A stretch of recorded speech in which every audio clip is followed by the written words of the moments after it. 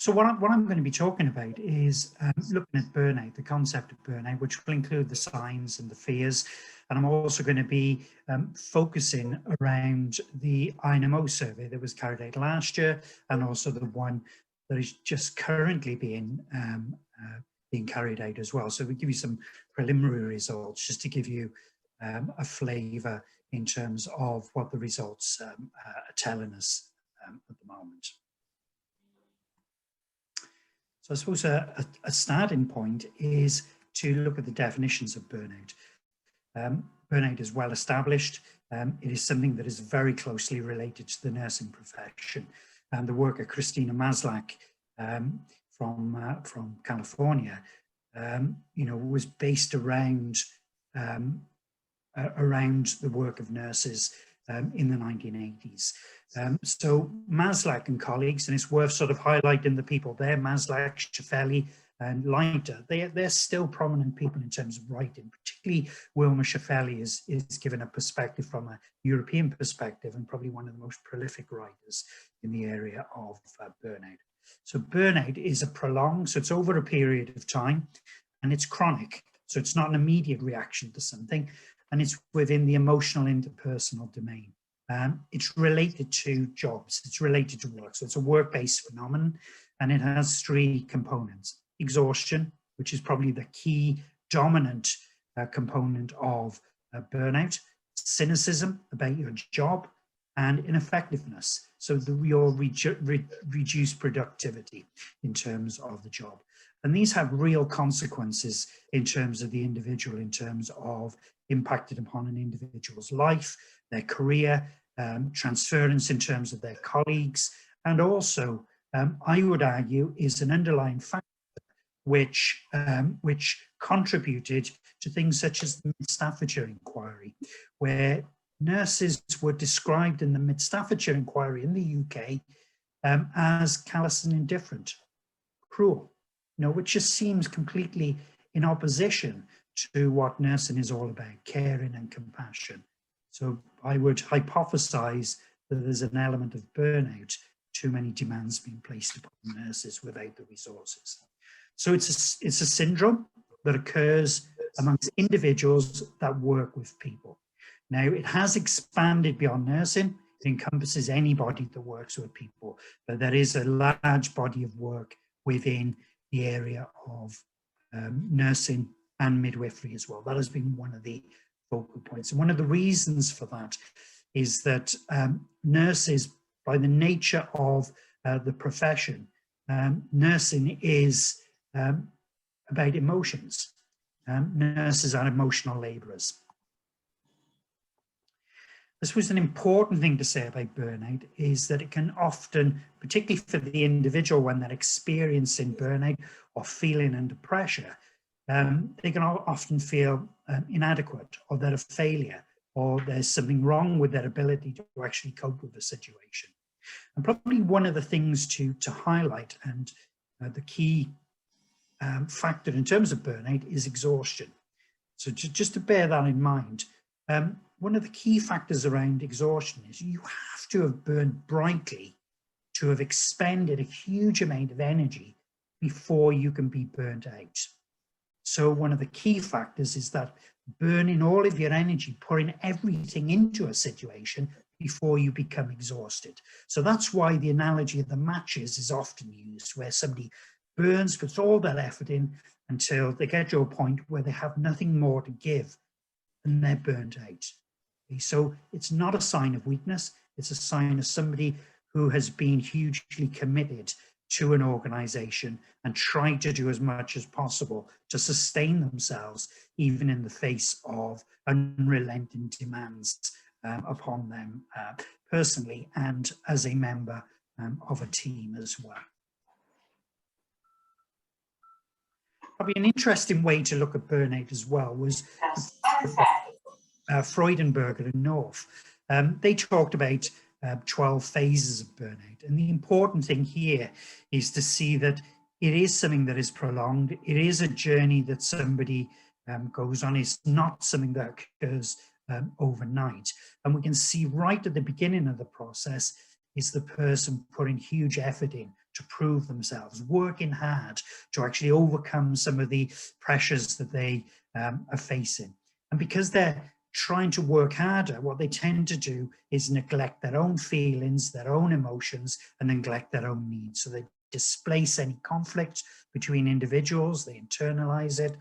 And slowly what happens is that the individual starts to reframe and rethink about themselves and the situation. So they really look at their values.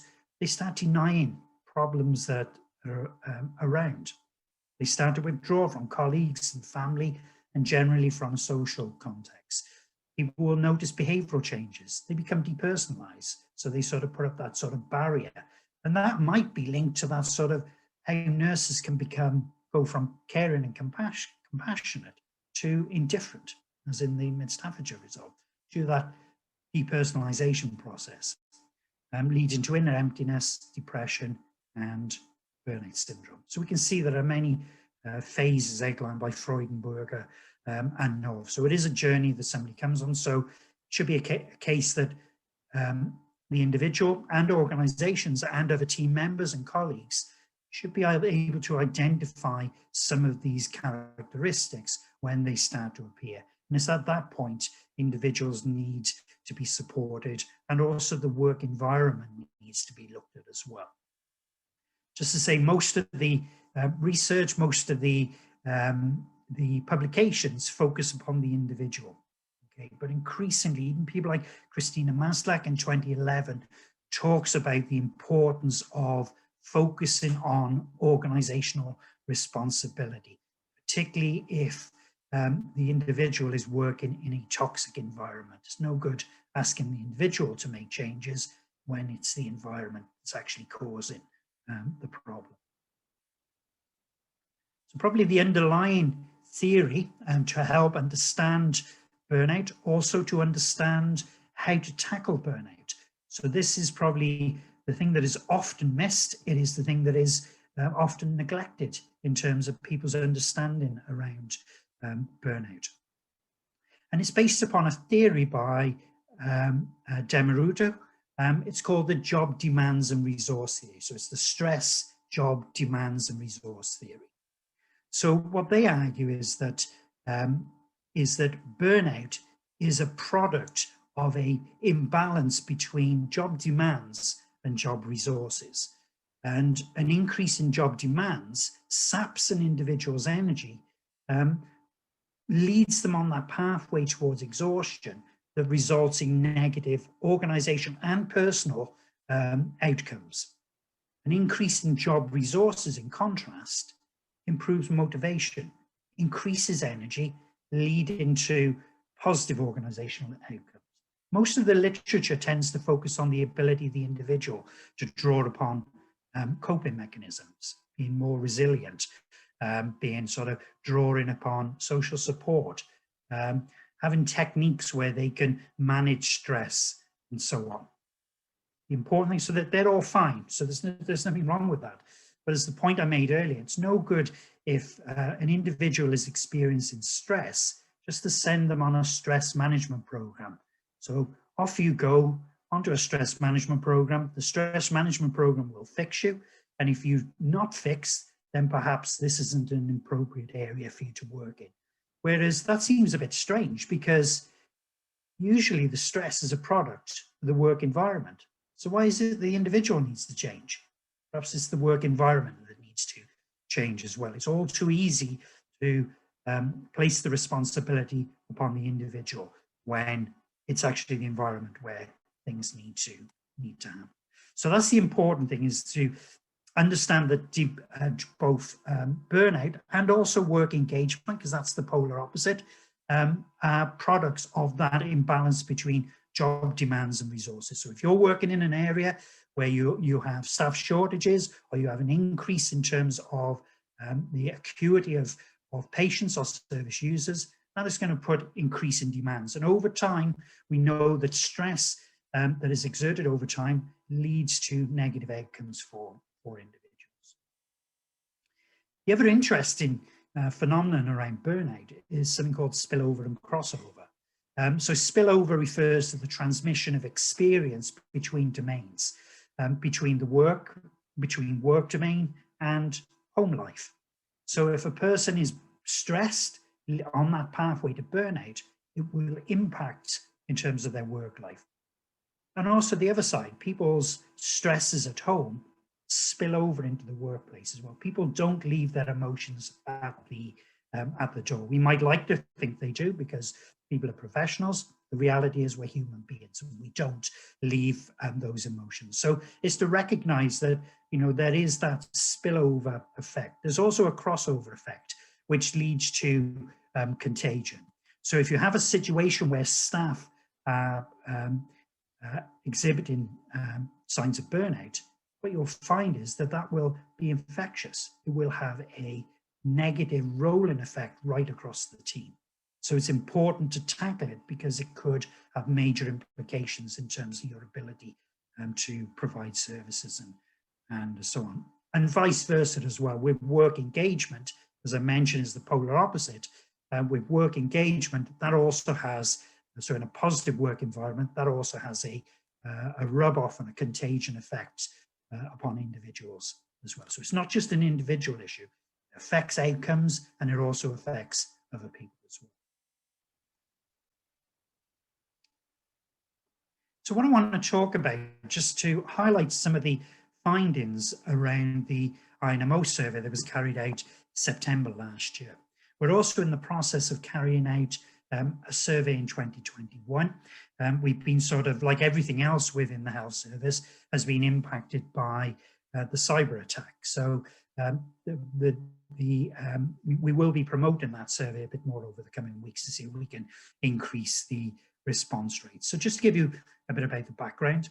So last year, as we all know, the pandemic presented once in 100-year stresses upon individuals, organizations, and society.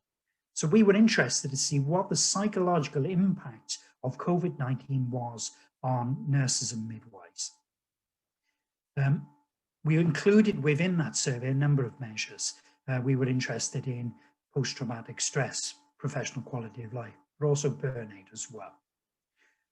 Burnout was important, as I've mentioned, because nurses are emotional labourers, and that labouring impacts upon the individual emotionally and cognitively as well. So people suffer from cognitive fatigue and also, moral distress as well, in terms of having to cope with ethical dilemmas, particularly during the height of the pandemic.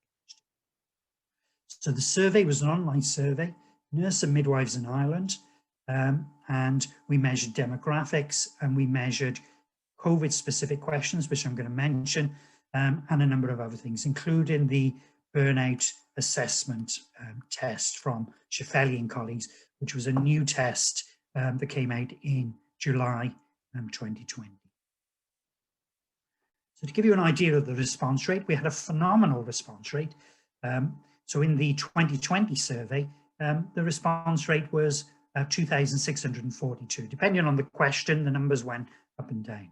Currently, just to give you some additional information, we have 1,290 responses for the 2021 survey, which will give us information in terms of where, you know, take the temperature, where nurses and midwives are at this moment in time. We're still in the pandemic, but we are sort of a year beyond when we last measured.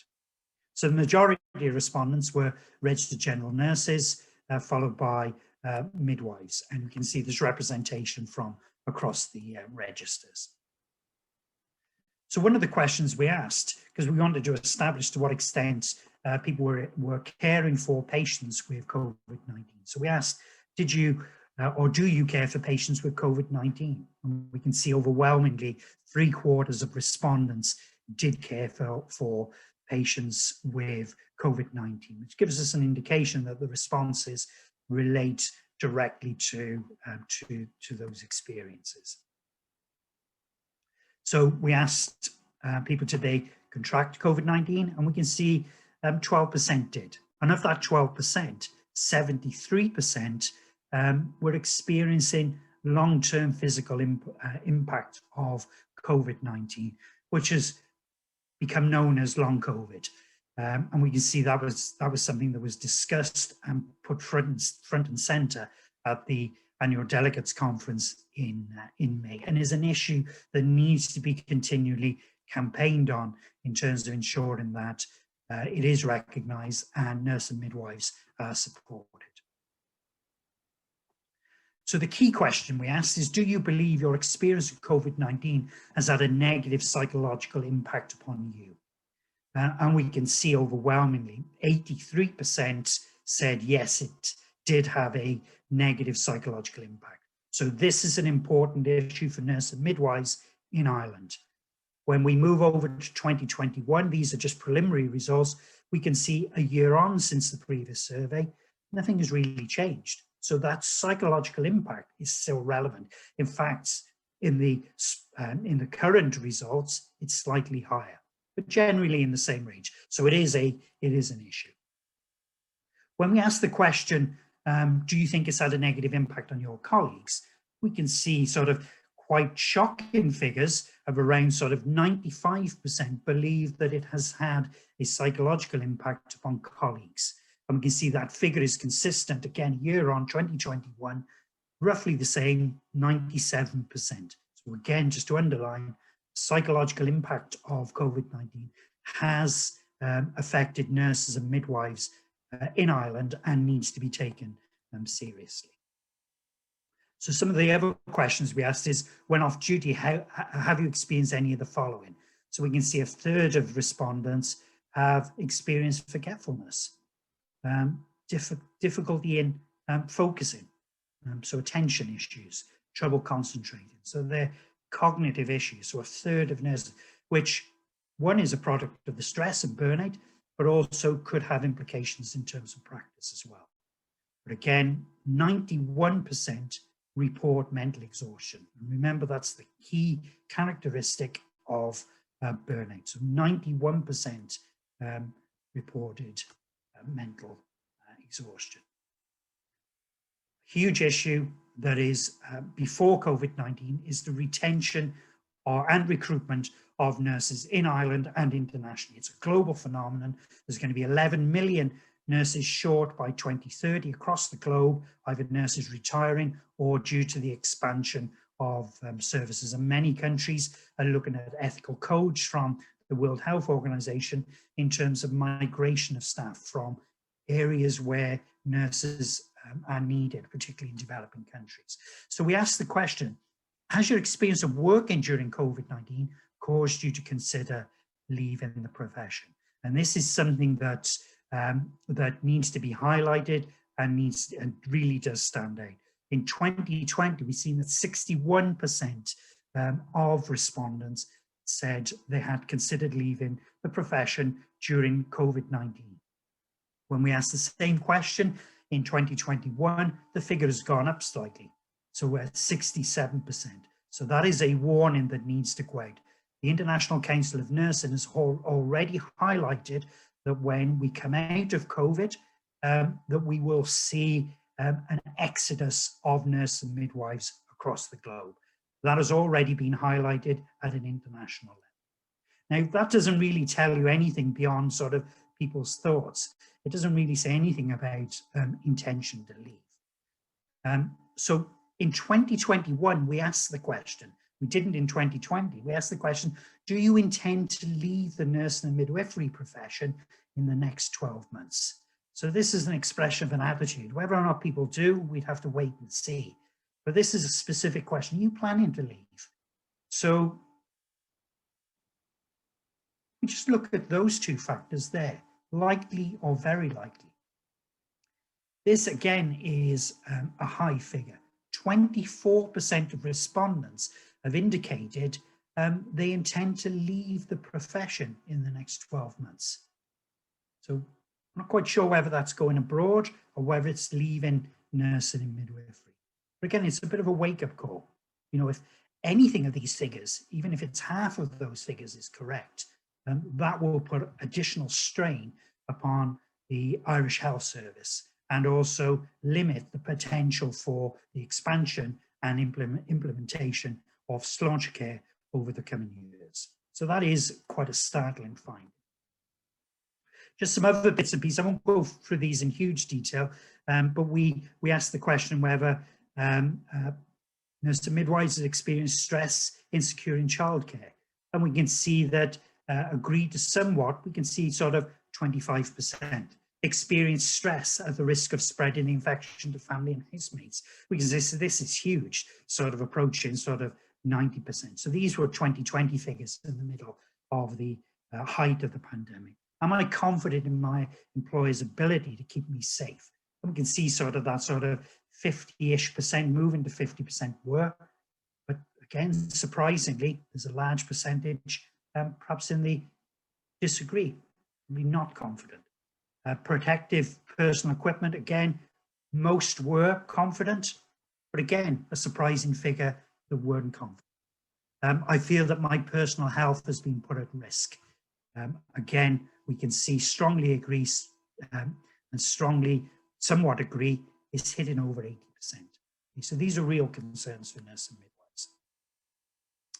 So specifically on the questions related to burnout, we use the burnout assessment tool from Shefeli and colleagues. This has 23 items plus 11, so there are supplementary questions. So the 4 core questions are around exhaustion, which has been highlighted. That is the key factor. Mental distancing, where you start to stretch away. So if you think back to the phases of burnout, move away from individuals. Cognitive impairment, the ability to focus and concentrate. Emotional impairment, in terms of controlling your emotions, feeling that you're being overwhelmed by emotions. They're the 4 aspects. The other 2 components, one subscale around psychological distress and psychosomatic complaints. I'm not going to say anything about those, but just to say, and these are just the overall figures for burnout.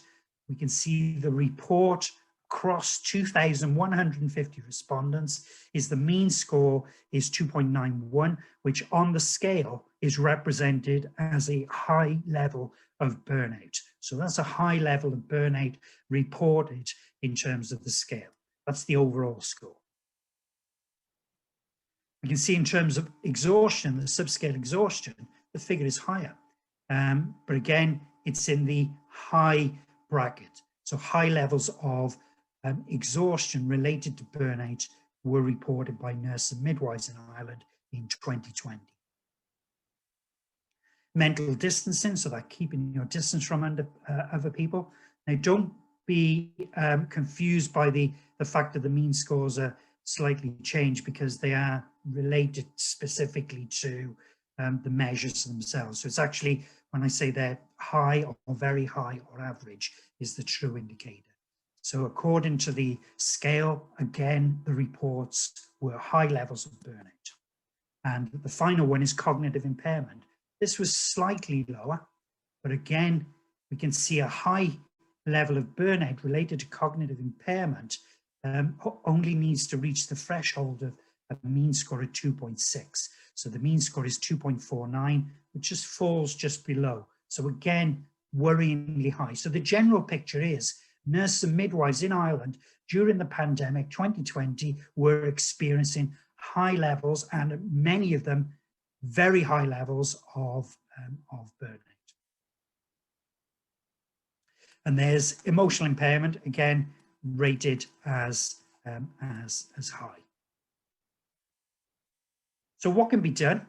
I'll finish off on these next couple of slides. What can be done? There are a number of things that are put in place. Employee assisted programs, counselling services, all vital services that individuals can tap into to get assistance and advice. Things such as the Point of Care Foundation and the Swartz rounds, which give an opportunity for staff to work as a team, to meet and discuss things that affect them rather than the service or patient care. Stress management programs. Like I said, all of these are very much focused upon the individual. There are other programs around the world, such as the Civility and Respect program, that are being used to try to reduce burnout.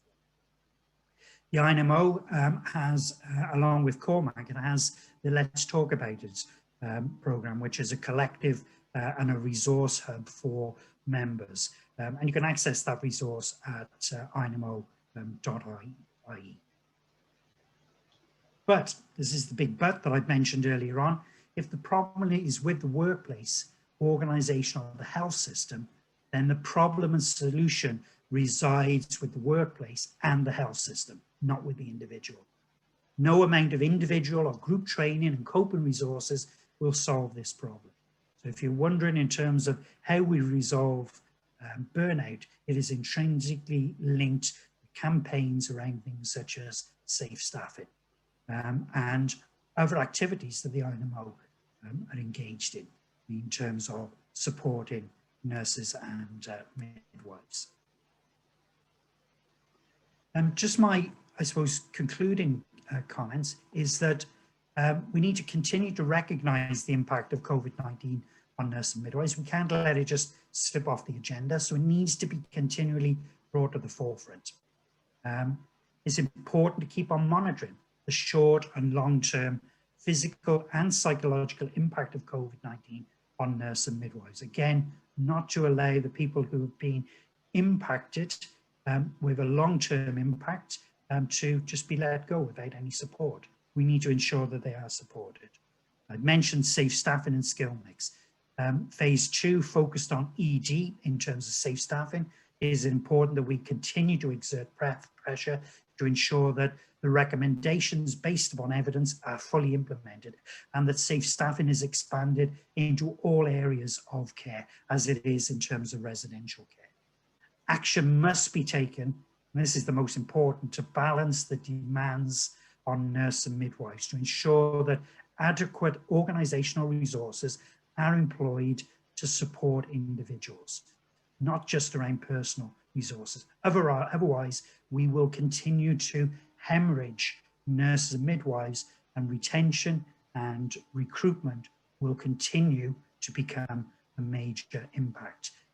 My final comment is to say that the values of nurse and midwifery in Ireland from 2016 are compassion, care and commitment. And one of the most vital things that I think is that this doesn't just apply to patients and service users. We need to be clear that we need to be compassionate, caring and committed to ourselves and to individuals. And importantly, health services and organisation need to be compassionate, caring and committed to nurse and midwives and other healthcare workers employed within the health service. And just this is my very final point, which is the survey is still ongoing. It sort of had a bit of a hiatus because of the cyber attack. We couldn't send out notifications and so on. So do complete the questionnaire because the information is important to get the temperature and the feeling in 2021. So I'd encourage people, go to INMO.ie, follow the links and then complete the survey. We should have it concluded within the coming weeks and be able to report it again within the world of Irish nursing. So I'm happy to take any questions if there are anyone. Thank you, Steve. Very, very interesting talk. I just picked up on one point that's very interesting to me. You were talking about the stress levels, like the once in 100 years being the most, like COVID being affected. But I don't think that's true for us in A&E. I think our levels of stress have been extraordinary, well, for the last 10 years at the very least, and it's in fact the levels they were in 2019. I see this morning that 251 people on trolleys. The work environment is awful. It's like, I think Ollie said it, like a chronic pandemic for us. Just wondering if you'd agree with that. I think our levels of stress are definitely different than most other nurses, I think. That's the impression I'm getting anyway. Well, I'd agree that there are increasing demands because of changes in terms of the service, demands upon the service. Those demands and stress levels, and as the work in Burnout has indicated, have been there for a very, very long time. That's why nurses have been the focus of burnout research. I suppose my point was more, I suppose, we on top of all of that, we also then had a global pandemic, something that we'd not seen for 100 years. There was a level on top of that, in addition to where nurses and midwives were before. Absolutely, hands down, in emergency departments, there's been a crisis for a very long time. in terms of staffing, trolleys, and so on. So we were thinking it's the only time we've actually been adequately resourced and Right. staffed. You'd almost think, oh, you'd almost think back with a bit of nostalgia. Do you know what I mean? Because it was actually, don't get me wrong, it was stressful. It was a different type of stress. Like it wasn't that constant. Oh my God, I can't. You've got no space. You've got no nothing. You'd almost. I know it sounds a bit weird. You know. Oh, it was sort of okay, but you know, I could go with that again. You know what I mean? I know it's a bad thing to say, but you know. But yeah, it'd be something that you could almost. It was. Yeah, it was a. It was nice. It was nice to be appreciated, resourced, and staffed properly for once. Yes. But hopefully that will continue then. That's what the important thing is. It's not going to. That's the problem. I think we're all. No, I think Karen's already said that we're already trying to get the going to the HSE immediately to not go back to the trolleys, because it's the same everywhere. It goes back so quickly to normal for us. You know, the new normal is the old normal for us, which is head wrecking. You know what I mean? Yeah, no, I'd agree with that. And I think that depending on the situation, people's experience of COVID-19 will be different, without a doubt. Thank you very much. I haven't seen any more questions on the question answer app. Does anybody else any questions? Mary or Ollie or anyone? Was just to ask, will that survey be shared with the HSE to help facilitate staffing going forward, particularly due to the fact that 24% are likely to leave the profession? Yeah, so the 2020 survey was published in November, the World of Irish Nursing. We will be producing more data around that. That 24% is part of the new survey. And absolutely what we have been doing with the results, because they have a purpose, which is to support our campaign and for us to support the advocacy for nurses and midwives. That was the reason why we did it. It wasn't an academic exercise.